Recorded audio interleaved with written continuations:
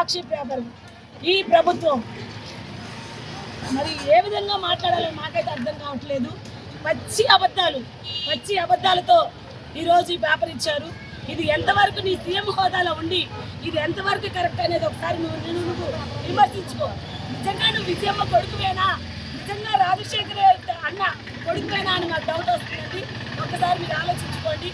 ఏమి అబద్ధాలు రాశారు, ఏమి నిజం, ఇందులో ఏది నిజం ఉంది, ఒక్కటైనా నిజం ఉందా అసలు మీరు చెప్పిన దాంట్లో?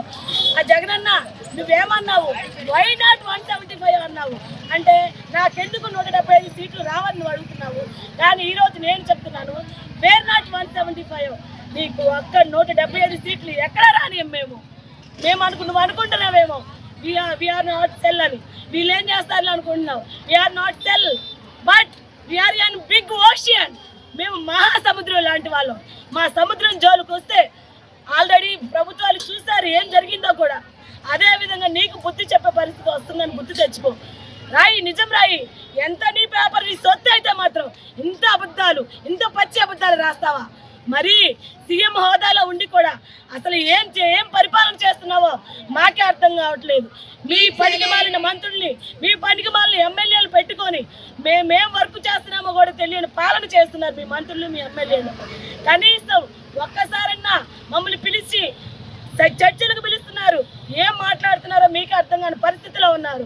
కనీసం ఎక్కడైనా మేల్కోకపోతే మేము వచ్చి మిమ్మల్ని నిద్రలేపాల్సిన పరిస్థితి వస్తుంది. ఇకనైనా మీ తప్పుడు సమాచారాలు, తప్పుడు బుద్ధులు మానుకొని నిజమేమిటో రాయండి.